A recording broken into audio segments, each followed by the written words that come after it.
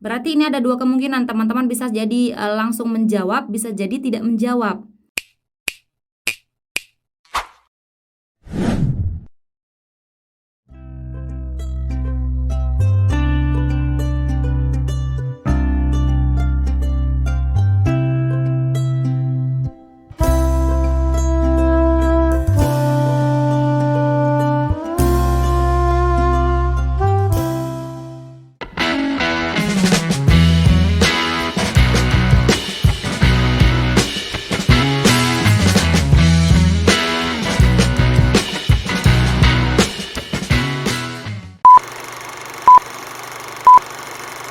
Assalamualaikum warahmatullahi wabarakatuh. Terima kasih karena kalian sudah klik video ini. Selamat datang di channel aku. Salam kenal, aku Lili Hernawati.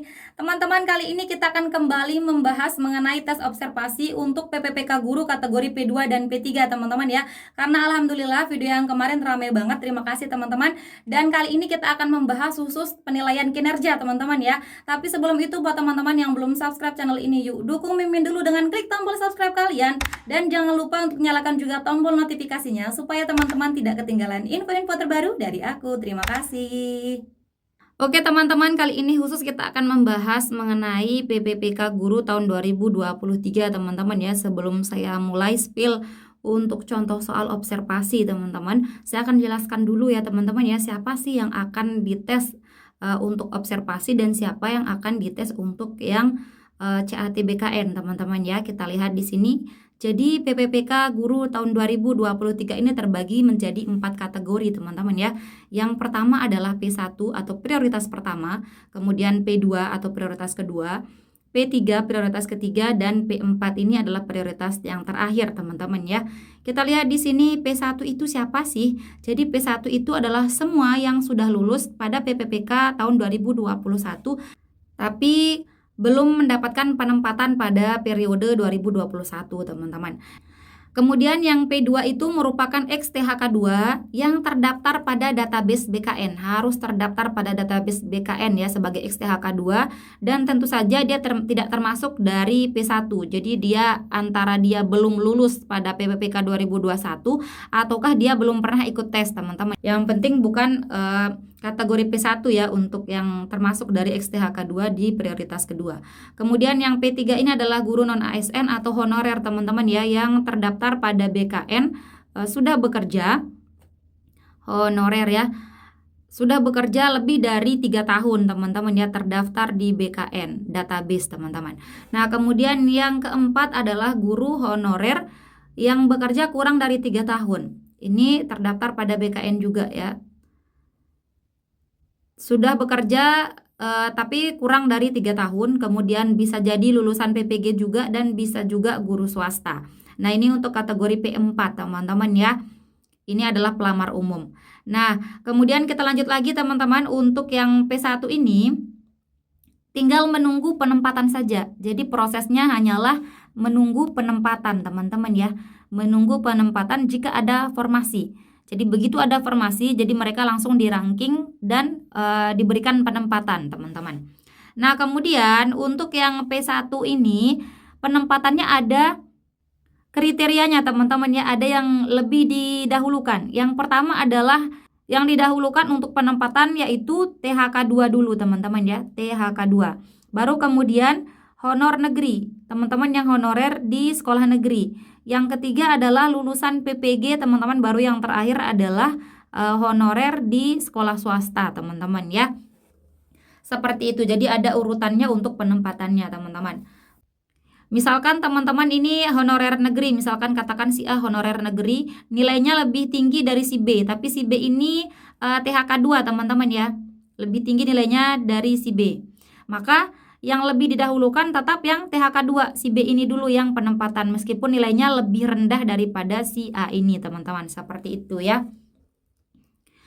Kemudian kita lanjut lagi teman-teman untuk yang P2 dan P3. Jadi yang P2 dan P3 ini apa sih seleksinya? Inilah yang P2 dan P3 ini, yang seleksinya itu adalah seleksi CAT observasi teman-teman ya, observasi. Sejujurnya teman-teman sampai saat ini belum ada kejelasan bagaimana kisi-kisi ataupun bentuk soal, jumlah soal dari CAT observasi ini teman-teman ya, karena beberapa informasi yang saya dapatkan itu ada yang bilang hanya dinilai oleh pengawas, kemudian ada guru senior, kepala sekolah, dan lain sebagainya teman-teman. Jadi itu yang akan menilai. Tapi untuk berjaga-jaga teman-teman, kita bisa latihan bagaimana sih CAT observasi itu teman-teman ya.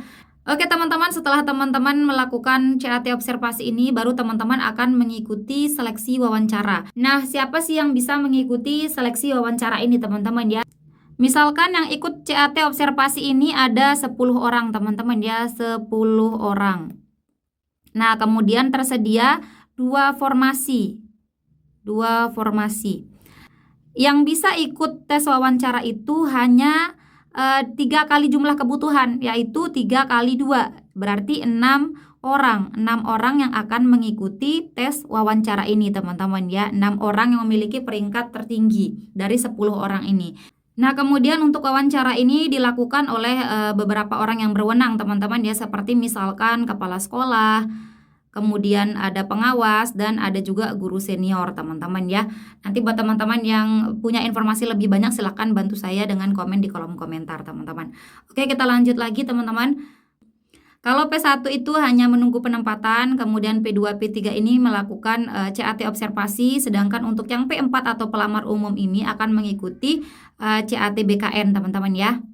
Apa saja yang akan dites? Tentu saja seperti biasa yang sering saya share teman-teman ya, yaitu kompetensi teknis tergantung dari formasi teman-teman, kemudian ada manajerial, sosial kultural, dan juga wawancara teman-teman.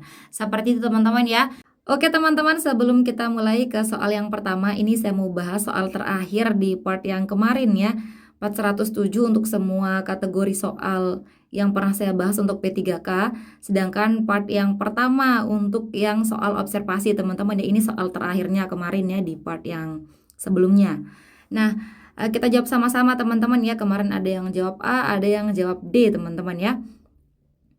Anda dinyatakan termasuk kategori P3 pada seleksi PPPK 2023, maka Anda dengan segera menghapus postingan sosial media yang berkaitan dengan perundungan. Gimana teman-teman nih? Ini kalimatnya seolah positif teman-teman ya, tapi kita lihat di sini dia adalah jebakan teman-teman ya menurut saya. Kenapa jebakan? Karena di sini Anda langsung menghapus postingan sosial media yang berkaitan dengan perundungan. Berarti Anda secara tersirat mengatakan bahwa Anda ini pernah melakukan perundungan melalui sosial media. Ya, secara tersirat seperti itu. Anda pernah melakukan perundungan meskipun melalui sosial media, sehingga Anda harus menghapusnya. Seperti itu ya. Berarti ini negatif, bukan positif teman-teman ya. Ini adalah soal jebakan. Ini adalah negatif, sehingga jawaban yang tepat adalah D ya, sangat tidak setuju. Karena Anda tidak pernah melakukan perundungan, jadi tidak ada yang perlu Anda hapus. Gitu teman-teman. Oke? Clear ya teman-teman ya? Kita sepakat? Kalau teman-teman masih tidak sepakat, silakan komen saja di kolom komentar. Kita lanjut ke part yang baru teman-teman ya. Untuk observasi ini adalah part yang kedua teman-teman. Oke, kita mulai dengan soal yang pertama. Spesial untuk video part kedua untuk observasi ini kita khusus membahas mengenai kinerja teman-teman ya. Observasi kinerja. Yang pertama, reaksi Anda menerima panggilan masuk saat proses belajar mengajar berlangsung. A. Saya langsung menerima panggilan tersebut. B. Saya memastikan asal dari panggilan tersebut sebelum memutuskan. C. Saya akan menghubungi kembali saat proses belajar mengajar berakhir. Atau yang D. Saya tidak menghiraukan panggilan tersebut. Silakan coba teman-teman pause dan coba dijawab. Jika sudah, kita akan jawab bersama teman-teman ya. Ini bagaimana reaksi kalian ketika teman-teman sedang mengajar, tapi ada panggilan masuk melalui handphone teman-teman ya. A. Saya langsung menerima panggilan tersebut. Ini tidak boleh teman-teman ya. Secara teori tidak boleh, meskipun secara praktiknya teman-teman melakukannya, ini tidak boleh dilakukan. Kenapa? Karena di sini teman-teman sedang melaksanakan tugas, yaitu mengajar teman-teman ya. Jadi yang A ini kita eliminasi. Kemudian yang B, saya memastikan asal dari panggilan tersebut sebelum memutuskan. Berarti ini ada 2 kemungkinan, teman-teman bisa jadi langsung menjawab, bisa jadi tidak menjawab. Padahal Anda sedang bekerja ya. Kalau Anda sedang kerja, maka sebaiknya jangan teman-teman ya. Jadi ini juga dieliminasi. Kemudian yang C, saya akan menghubungi kembali saat proses belajar mengajar berakhir. Ini berarti Anda fokus pada kegiatan belajar mengajar teman-teman. Kemudian yang D, saya tidak menghiraukan panggilan tersebut. Ini juga fokus pada proses belajar mengajar. Ini juga betul teman-teman ya, tapi kita akan lihat mana yang lebih tepat antara C atau yang D. Kalau yang D ini, Anda ini tidak mempedulikan siapa yang menghubungi Anda teman-teman ya. Tidak ada kepedulian kalimatnya teman-teman yang D ini. Tapi kalau yang C ini ada kepedulian, yaitu menghubungi kembali ketika proses belajar mengajar selesai. Berarti yang lebih tepat adalah yang C, karena kalimatnya lebih positif teman-teman ya. Ini poin yang lebih tinggi itu yang C teman-teman untuk yang nomor 1 ini. Sedangkan yang D ini poinnya lebih rendah, 3 poinnya teman-teman. Oke teman-teman, kita lanjut lagi ke soal yang berikutnya. Anda menggunakan satu metode mengajar yang paling menarik menurut Anda selama 1 semester. Selama 1 semester teman-teman ya, berarti 6 bulan. Gimana teman-teman, apakah ini kalimat yang positif atau yang negatif? Meskipun di sini ada kata yang paling menarik, berarti yang paling bagus menurut Anda. Menurut Anda, yang paling menarik menurut Anda belum tentu yang paling menarik menurut siswa, teman-teman ya. Sedangkan untuk menggunakan satu metode mengajar dalam 6 bulan atau 1 semester itu bisa mengakibatkan anak-anak itu atau para siswa-siswi menjadi bosan, teman-teman ya. Jadi ini kalimatnya negatif. Kalau kalimatnya negatif, jawabannya yang D, sangat tidak setuju teman-teman. Oke. Bagaimana proses belajar di luar kelas menurut Anda? A, saya tidak pernah melakukannya. B, saya selalu melakukannya. C, saya kadang melakukannya. Atau yang D, saya baru memikirkan untuk melakukannya. Silakan coba teman-teman pause dan coba dijawab. Jika sudah, kita akan jawab bersama teman-teman ya. Di sini terkait dengan proses belajar di luar kelas, teman-teman. Di luar kelas. Apakah Anda pernah melakukannya? A, saya tidak pernah melakukannya. Padahal dalam kegiatan proses belajar mengajar yang menarik itu Anda bisa memvariasikannya, teman-teman ya. Bisa jadi di dalam kelas, bisa jadi juga di luar kelas. Jadi bisa sesekali di luar kelas, tidak harus di dalam kelas selama Anda mengajar gitu, teman-teman. A, saya tidak pernah melakukannya. Ini menurut saya negatif teman-teman ya, karena tidak ada salahnya untuk proses belajar di luar kelas juga. Kemudian yang B, saya selalu melakukannya. Ini juga tidak tepat ya, karena kalau setiap hari melakukannya di luar kelas ini kurang tepat. Harusnya ada sesekali di dalam kelas, ada di luar kelas juga gitu teman-teman. Kemudian yang C, saya kadang melakukannya. Ini betul ya, bisa jadi di luar kelas, bisa jadi di dalam kelas. Kemudian yang D, saya baru memikirkan untuk melakukannya. Berarti ini belum pernah dilakukan. Ya, sama dengan yang A. Tapi ini lebih tinggi poinnya daripada yang A ya. Kita eliminasi. Yang paling tinggi di sini poinnya adalah yang C, teman-teman ya. Saya kadang melakukannya. Oke, teman-teman, kita next lagi ke soal yang nomor 4. Tidak ada siswa yang mengajukan pertanyaan di kelas Anda. Apakah ini kalimat yang positif atau yang negatif, teman-teman? Kalau positif kita ambil yang A, kalau negatif kita ambil yang E teman-teman ya. Oke, tidak ada siswa yang mengajukan pertanyaan. Ini ada 2 kemungkinan kenapa siswa tidak bisa mengajukan pertanyaan. Yang pertama karena dia paham teman-teman ya, yang pertama karena dia paham. Kemudian yang kedua karena dia bingung. Yang kedua karena dia bingung. Oke. Jadi kalau tidak ada yang bertanya di kelas Anda, bisa jadi mereka berada di antara 2 ini. Tapi tidak mungkin selama teman-teman mengajar itu tidak ada yang mengajukan pertanyaan. Jadi ini adalah kalimat yang negatif teman-teman ya. Kalau negatif, jawabannya adalah yang D teman-teman ya. Yang D yang paling tepat, yaitu sangat tidak setuju. Di kelas Anda minimal ya harus ada yang mengajukan pertanyaan. Itu baru proses belajar mengajar itu berhasil teman-teman. Oke, kita next lagi ke soal yang berikutnya. Hai teman-teman, buat teman-teman yang mau ikut bimbingan belajar dari aku, kita akan bahas mengenai manajerial sosial kultural dan wawancara berlaku untuk semua formasi teman-teman. Teman-teman gak perlu khawatir karena ada banyak keuntungan yang bisa teman-teman dapatkan. Yang pertama adalah tentu saja harganya terjangkau, kemudian ada PDF hasil pembelajaran teman-teman, ada juga video pembelajaran, dan ada post-test dan pretest di setiap pertemuannya. Jadi buat teman-teman yang tertarik, mumpung masih ada harga diskon, silahkan DM aku di IG ya. Terima kasih teman-teman, semoga sukses. Seorang siswa tiba-tiba melapor bahwa temannya sedang pusing saat pelajaran Anda berlangsung. A. Memintanya bertahan sampai pelajaran saya selesai. B. Menyuruhnya tidur di dalam kelas. C. Memintanya ke UKS. Atau yang D. Menanyakan keadaannya kemudian lanjut proses belajar mengajar. Silahkan coba teman-teman pause dan coba dijawab. Jika sudah, kita akan jawab bersama teman-teman ya. Di sini teman-teman sedang mengajar, mana dia pelajaran berlangsung ya. Tapi ada siswa Anda yang sakit, pusing ya, sedang pusing. Bagaimana tindakan Anda sebagai seorang guru? A. Memintanya bertahan. Orang yang sakit masa Anda biarkan bertahan di dalam kelas padahal Anda sedang mengajar. Jadi ini tidak tepat ya untuk menangani seseorang yang sedang sakit. Kemudian yang B. Menyuruhnya tidur di dalam kelas. Ini akan mengganggu proses belajar mengajar. Kalau dia tetap di dalam kelas, bisa jadi teman-temannya teralihkan pikirannya kepada dia, teralihkan perhatiannya kepada orang yang sakit tersebut. Jadi tidak tepat juga untuk menyuruhnya tidur di dalam kelas teman-teman ya, dia sedang sakit. Kemudian yang C. Memintanya ke UKS atau unit kesehatan sekolah. Ini tepat teman-teman ya, karena orang yang sakit ada penanganannya yaitu pihak UKS. Atau yang D. Menanyakan keadaannya kemudian lanjut proses belajar mengajar. Ini tidak tepat teman-teman ya, karena Anda hanya menanyakan keadaannya padahal dia sudah bilang kalau dia itu sedang pusing, sudah ada jawaban yang ngapain ditanyain teman-teman. Oke, jadi jawaban nomor 5 ini adalah yang C teman-teman. Oke, kita next lagi ke soal yang nomor 6. Jika salah satu siswa terlambat masuk kelas Anda lebih dari 3 kali, maka Anda akan A. Memaafkannya, B. Menceramahinya, C. Memberikan sanksi, atau yang D. Memberikan nasihat. Silahkan coba teman-teman pause dan coba dijawab. Jika sudah, kita akan jawab bersama teman-teman ya. Di sini ada siswa terlambat masuk kelas Anda selama 3 kali. Lebih dari 3 kali. A. Memaafkannya, ini tidak tepat teman-teman ya, karena kemungkinan Anda tidak memberikan reaksi ya, hanya memaafkannya. Berarti dia berpeluang untuk mengulangi lagi tindakannya itu, terlambat itu teman-teman. Kemudian yang B. Menceramahinya. Apakah Anda hanya menceramahinya sampai dia melakukan hal tersebut lebih dari 3 kali? Dia tidak bisa jera teman-teman. Yang C. Memberikan sanksi. Ini tepat teman-teman, yang memberikan sanksi, meskipun sanksi itu tidak harus yang berbentuk kekerasan. Bisa jadi bentuknya yang lain. Misalkan Anda menyuruhnya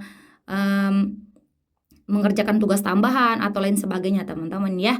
Jadi yang C ini lebih tepat daripada yang A dan yang B teman-teman. Kita eliminasi dulu yang A dan yang B ini teman-teman. Ya karena ini kurang tepat.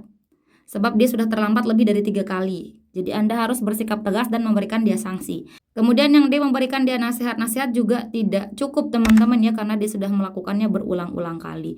So jawaban yang nomor 6 ini adalah yang C yang paling tepat teman-teman ya.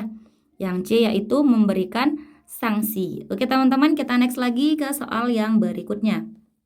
Anda seorang guru matematika. Ada salah seorang murid yang tidak paham dengan cara Anda menyelesaikan soal di depan kelas. Maka Anda A. Meminta temannya untuk membantunya, B. Mengajarkannya di depan kelas, C. Menjelaskan sekali lagi, atau yang D. Membiarkannya berusaha lebih giat. Silahkan coba teman-teman pause dan coba dijawab. Jika sudah, kita akan jawab bersama teman-teman ya. Di sini ada yang tidak paham dengan penjelasan Anda ya, dia tidak paham. Gimana tindakan teman-teman? A. Meminta temannya untuk membantunya. Ini bisa jadi temannya juga tidak paham teman-teman ya, kita belum tahu ya karena di soal tidak disebutkan. Yang B. Mengajarkannya di depan kelas. Ini mungkin tindakan yang bagus juga ya teman-teman ya, karena mungkin dia di depan kelas bisa jadi paham, tapi mungkin juga dia tidak paham teman-teman, dia semakin grogi, bisa jadi seperti itu. Kemudian yang C. Menjelaskan sekali lagi. Ini menurut saya lebih tepat ya, karena di sini di soal tidak disebutkan berapa kali Anda menjelaskan. Kecuali kalau di soal sudah disebutkan, Anda sudah berkali-kali menjelaskan soal tersebut, tapi dia tetap tidak paham. Baru solusinya bukan yang C. Tapi di sini di soal hanya disebutkan dia tidak paham saja. Bisa jadi dia baru tidak paham sekali itu saja teman-teman ya. Jadi Anda bisa menjelaskan sekali lagi. Kemudian yang D. Membiarkannya berusaha lebih giat. Ini tidak menyelesaikan permasalahan teman-teman ya. So yang lebih tepat di sini yang C teman-teman jawabannya ya. Oke, kita next lagi ke soal yang berikutnya. Anda selalu berdiri di depan kelas saat proses belajar mengajar. Ini jawabannya antara yang A atau yang D teman-teman ya. Kita perhatikan kata selalu ini tidak tepat teman-teman ya. Kalau teman-teman selalu berdiri di depan kelas, ada kalanya teman-teman harus berpindah. Bisa jadi ke bangku-bangku para siswa, bisa jadi duduk di meja teman-teman ya. Jadi harus berpindah, tidak melulu sepanjang proses belajar mengajar teman-teman selalu di depan kelas. Tidak bisa teman-teman ya. Berarti ini kalimatnya negatif teman-teman. Kalau negatif jawabannya yang D ya. Sangat tidak setuju teman-teman. Oke, kita next lagi ke soal yang nomor 9. Anda memberikan kesimpulan pada setiap pembelajaran selesai dan memberikan tugas sebagai bahan evaluasi. A. Sesekali saya memberikan evaluasi. B. Saya tidak memberikan evaluasi. C. Saya selalu memberikan evaluasi. Atau yang D. Saya tidak ingat terakhir kali saya memberikan evaluasi. Silakan coba teman-teman pause dan coba dijawab. Jika sudah, kita akan jawab bersama teman-teman ya. Di sini Anda memberikan kesimpulan setiap kali pembelajaran selesai dan memberikan tugas sebagai bahan evaluasi. A. Sesekali saya memberikan evaluasi. Jangan sesekali teman-teman ya, karena di setiap pembelajaran harusnya teman-teman memberikan evaluasi. Memberikan kesimpulan dan evaluasi. Itu yang benar ya teman-teman ya, ini benar. Nah, kalau sesekali Anda berarti tidak melaksanakan proses belajar mengajar yang tepat ya, karena kalau sesuai RPP teman-teman harus melakukan evaluasi. So, ini dieliminasi yang A ya. Yang B, saya tidak memberikan evaluasi, apalagi yang ini tidak memberikan. Ini eliminasi aja teman-teman. Yang C, saya selalu memberikan, selalu. Berarti ini tepat ya. Kita keep dulu. Kita lihat yang D, saya tidak ingat terakhir kali saya memberikan evaluasi. Berarti ini dia jarang sekali melakukan evaluasi. So, yang tepat di sini adalah yang C teman-teman jawabannya ya, yang nomor 9. Oke. Jika menurut kalian ini kurang tepat, silahkan komen di kolom komentar. Oke teman-teman, kita next lagi ke soal yang nomor 10.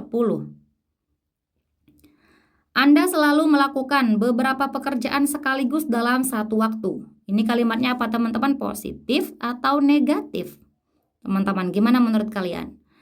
Kita lihat ya, beberapa pekerjaan sekaligus. Ini terdengar Anda itu wow banget ya.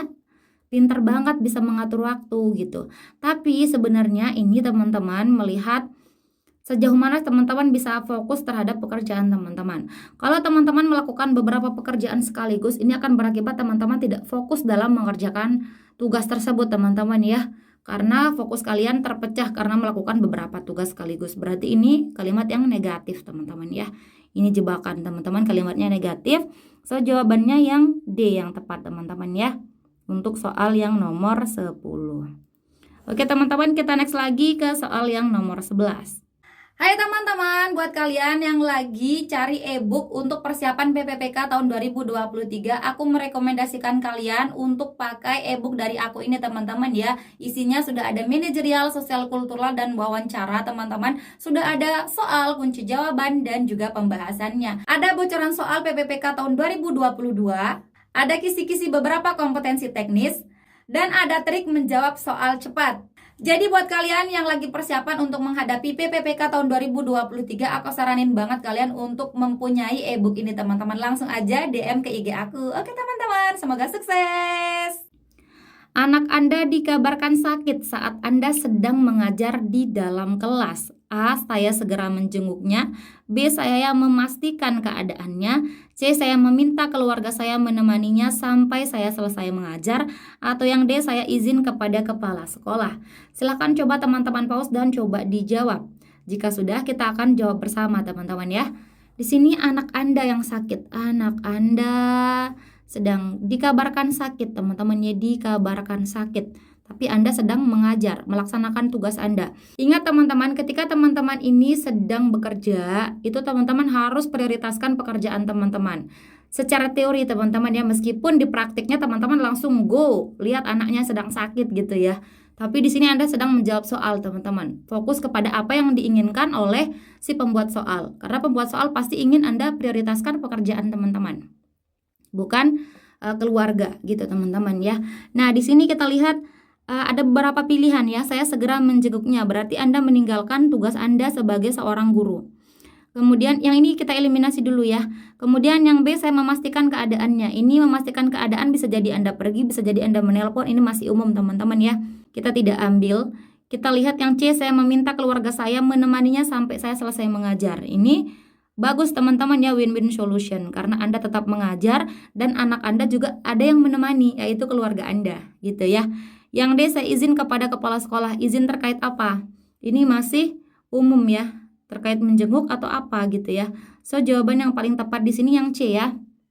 Saya meminta keluarga saya untuk menemaninya sampai saya selesai mengajar. Gitu teman-teman ya. Kita next lagi ke soal yang nomor 12. Anda menggunakan profil siswa sebagai latar belakang penyusunan RPP Kurikulum Merdeka. Gimana nih jawabannya teman-teman? Apakah A atau yang D? Sangat setuju atau sangat tidak setuju? Gimana teman-teman? Menggunakan profil siswa. Ini teman-teman yang sudah menggunakan kurikulum Merdeka pasti tahu teman-teman ya. Kalau yang di kurikulum Merdeka yang saya baca mungkin saya keliru, silahkan coba teman-teman koreksi. Jadi kita harus melihat profil siswa karena masing-masing siswa itu memiliki profil yang berbeda-beda. Jadi penanganannya juga berbeda-beda teman-teman ya. So ini kalimatnya positif teman-teman ya. Kalimatnya jawabannya yang A teman-teman ya, sangat setuju. Oke teman-teman, kita next lagi ke soal yang nomor 13. Tanggapan Anda terhadap penggunaan teknologi untuk mendukung proses belajar mengajar. A. Saya tidak terbiasa menggunakannya. B. Saya kadang menggunakannya. C. Saya terbiasa menggunakan cara biasa. Atau yang D. Saya menggunakannya jika diminta. Silahkan coba teman-teman pause dan coba dijawab. Jika sudah, kita akan jawab bersama teman-teman ya. Di sini terkait penggunaan teknologi. Bisa jadi laptop, bisa jadi layar LCD, bisa jadi juga yang lainnya teman-teman ya, teknologi intinya. Nah, bagaimana tanggapan teman-teman? Saya tidak terbiasa menggunakannya, berarti Anda tidak menggunakannya ya. Kemungkinan Anda tidak menggunakannya. Jadi ini kita eliminasi. Padahal teknologi ini bagus teman-teman ya, karena zaman sudah semakin berkembang. Tidak mungkin teman-teman menggunakan cara biasa saja. Kemudian yang B, saya kadang menggunakannya. Ini bagus ya. Kadang menggunakan teknologi, kadang tidak menggunakan teknologi. Berarti dia pernah menggunakannya. Kemudian yang C, saya terbiasa menggunakan cara biasa. Berarti dia tidak menggunakannya. Sama dengan yang A ya kalimatnya. Tapi teman-teman harus hati-hati dalam menjawab soal nanti ya. Mungkin soal observasi banyak ya kita tidak tahu, belum dijelaskan. Jadi kalau teman-teman terlalu cepat bisa jadi ini keseleo jawabnya. Bukan teman-teman membaca saya terbiasa menggunakan cara biasa, tapi malah membacanya saya terbiasa menggunakannya gitu ya. Bisa jadi keseleo karena terlalu banyak soal dan terlalu tegang teman-teman ya. Kemudian yang D, saya menggunakannya jika diminta. Bagaimana kalau tidak diminta? Berarti Anda tidak menggunakannya ya kalau tidak diminta. Karena di sini ada syarat jika. Ini juga bukan jawaban yang tepat. So yang lebih tepat di sini jawabannya yang B teman-teman ya, yang memiliki poin paling tinggi. Oke teman-teman, kita next lagi ke soal yang nomor 14. Seorang wali murid datang memberikan beberapa barang kepada Anda dengan tujuan tertentu. Saya menerimanya, menolaknya, melaporkannya, atau mengusirnya. Silakan coba teman-teman pause dan coba dijawab. Jika sudah, kita akan jawab bersama teman-teman ya. Ini Anda diberikan barang, tapi dengan tujuan tertentu. Berarti ini sejenis sogokan teman-teman ya, tujuan tertentu. Kita lihat A, menerimanya. Berarti Anda juga menerima tujuannya, menerima tawarannya. Kita eliminasi ya, karena tidak boleh menerima sogokan ya. B, menolaknya. Ini tepat ya, menolaknya. C, melaporkannya. Tidak harus dilaporkan teman-teman ya, karena kita tidak tahu. Tujuan tertentu di sini tidak disebutkan di soalnya, tidak disebutkan. Kalau itu terlalu parah, maka Anda bisa melaporkannya. Tapi kalau misalkan sedang-sedang bisa Anda tangani sendiri, tidak harus dilaporkan. Kemudian yang D, saya mengusirnya. Ini tidak sopan untuk mengusirnya ya. Yang dibutuhkan di jawaban di sini adalah apa Anda menerima atau menolaknya, bukan tindakan Anda mengusirnya. Bisa jadi Anda mengusirnya setelah menerimanya, kita tidak tahu teman-teman ya. So yang ini juga tidak tepat. Jawaban yang lebih tepat itu adalah yang B ya, menolaknya. Oke teman-teman, kita next lagi ke soal yang berikutnya. Ice breaking merupakan kegiatan untuk mencairkan suasana, penting untuk menghilangkan kebosanan siswa saat proses belajar mengajar. A, saya menggunakan ice breaking. B, saya sesekali mengandalkan ice breaking. C, saya memiliki ice breaking yang sama setiap kali mengajar. Atau yang D, saya tidak menggunakan ice breaking. Silakan coba teman-teman pause dan coba dijawab. Jika sudah, kita akan jawab bersama teman-teman ya. Ingat, kita menjawab sesuai dengan apa yang diinginkan si penulis soal. Ya teman-teman ya. Kita lihat di sini, ice breaking untuk mencairkan suasana. Untuk proses belajar mengajar yang aktif dan menyenangkan, ini tentu sangat mendukung teman-teman ya ice breaking ini. Jadi teman-teman harus menggunakannya. Ini positif teman-teman ya. Kita lihat yang A, saya menggunakan ice breaking. Betul ya, harus digunakan ice breaking. Kemudian saya sesekali mengandalkan ice breaking. Sesekali berarti bisa seringkali tidak menggunakan teman-teman ya, karena sesekali saja mengandalkan. Ini negatif, kita eliminasi teman-teman, yang lebih tepat yang A. Kemudian yang C, saya memiliki ice breaking yang sama setiap kali mengajar, yang sama. Berarti ini akan mengakibatkan kebosanan karena sama teman-teman ya, kita eliminasi. Kemudian yang D, saya tidak menggunakan ice breaking. Ini juga tidak tepat. So, jawaban di sini yang paling tepat adalah yang A, teman-teman ya, yang memiliki poin paling tinggi. Kita next ke soal yang nomor 16. Setelah melakukan pembelajaran kelas, Anda biasanya memberikan evaluasi kepada siswa. A sangat setuju, B setuju, C tidak setuju, D sangat tidak setuju. Ini mirip-mirip dengan yang tadi ya, tapi bentuk soalnya berbeda teman-teman. Evaluasi itu baik teman-teman ya, harus dilakukan. Jadi jawabannya adalah yang A ya. Ini positif, jawabannya sangat setuju. Gitu teman-teman ya. Kita next ke soal yang nomor 17. Beberapa siswa meminta Anda mengganti metode pembelajaran secara tiba-tiba saat proses belajar mengajar berlangsung, sebab menurut mereka cara tersebut seru dan menyenangkan. A, saya tidak mengganti metode pembelajaran sebab sudah cocok. B, saya tidak mengganti metode pembelajaran sebab mereka akan biasa meminta berbagai hal. C, saya menggantinya sebab mungkin pendapat mereka ada benarnya. Atau yang D, saya menggantinya jika perkataan mereka benar adanya. Oke teman-teman, bagaimana jawaban teman-teman? Jika sudah, kita akan jawab bersama teman-teman. Di sini kita lihat ya, Anda mengganti metode siswa yang meminta. Kalau siswa yang meminta berarti menurut mereka itu seru. Katanya ya, menurut mereka itu seru dan menyenangkan. Kita mengajar sesuai dengan yang diinginkan siswa teman-teman ya, kalau metode pembelajaran. Kalau itu menurut mereka seru, berarti itu membuat mereka semangat dalam belajar. So teman-teman harusnya mengikuti apa yang mereka mau metode pembelajarannya gitu teman-teman ya, karena itu alasan mereka bagus, seru dan menyenangkan katanya. A, saya tidak mengganti metode pembelajaran sebab sudah cocok. Menurut Anda saja ya, padahal menurut siswa tidak. Jadi ini tidak tepat. Kemudian yang B, saya tidak mengganti metode pembelajaran sebab mereka akan biasa meminta berbagai hal. Ini tidak apa-apa ya, mereka meminta hal yang baik, tidak apa-apa. Kita eliminasi yang ini ya. C, saya menggantinya sebab mungkin pendapat mereka ada benarnya. Atau yang D, saya menggantinya jika perkataan mereka benar adanya. Jika perkataan mereka benar adanya. Padahal mereka sudah bilang bahwa metode tersebut seru dan menyenangkan. Yang lebih tepat di sini adalah yang C teman-teman ya. Kalau yang D ada syaratnya. Anda mengganti, bisa jadi Anda mengganti, bisa jadi tidak. Kalau yang C Anda mengganti, benar teman-teman ya. Jawabannya yang C yang memiliki poin paling tinggi. Kita lanjut lagi ke soal yang nomor 18. Anda terbuka dengan cara-cara baru dalam menyelesaikan soal yang ada pada LKS atau lembar kerja siswa, walaupun cara tersebut disampaikan oleh para murid. Ini kalimatnya positif atau negatif, teman-teman. Terbuka dengan cara-cara baru. Jadi, menyelesaikan soal itu tidak harus dengan cara Anda. Tidak harus dengan cara guru, bisa jadi siswa menemukan cara-cara baru yang unik teman-teman ya. Karena zaman sudah berkembang, mereka bisa jadi searching di Google, mereka bisa jadi cari di berbagai tempat ya di internet gitu teman-teman ya. Jadi tidak harus dengan cara para guru teman-teman ya, dengan cara para murid juga jika benar dan bisa dipastikan cara itu berlaku untuk semua penyelesaian soal yang sama, maka Anda bisa menggunakan cara tersebut, cara mereka. Gitu ya. Jadi jawaban nomor 18 ini yang A ya, karena ini positif, sangat setuju teman-teman jawabannya. Kita next lagi ke soal yang nomor 19. Ada salah seorang siswa yang tidak memperhatikan penjelasan Anda saat mengajar di depan kelas. Anda akan A, membiarkannya, B, menegurnya, C, memanggilnya, atau yang D, menghukumnya. Silakan coba teman-teman pause dan coba dijawab. Jika sudah, kita akan jawab bersama. Siswa tidak memperhatikan. Sering nggak sih? Iya ya teman-teman ya. Banyak banget siswa kita yang kadang-kadang tidak memperhatikan ketika kita sedang memberikan penjelasan. Kadang-kadang itu membuat kita jengkel ya. Tapi di sini gimana tindakan bijak seorang guru, teman-teman? A, membiarkannya. Ini tidak tepat ya. Membiarkannya berarti dia tidak akan mendengarkan penjelasan Anda. Kemudian yang B, menegurnya. Ini tepat ya, menegurnya supaya apa? Supaya dia jadi memperhatikan. C, memanggilnya. Memanggilnya saja tidak cukup ya dengan jawaban yang dibutuhkan. Memanggilnya untuk apa? Ini terlalu umum ya. Tidak menunjukkan solusi untuk soal nomor 19 ini, teman-teman. Kemudian yang D, menghukumnya. Menghukumnya langsung padahal dia baru tidak memperhatikan dan tidak disebutkan dia tidak memperhatikan beberapa kali, misalkan baru Anda menghukumnya.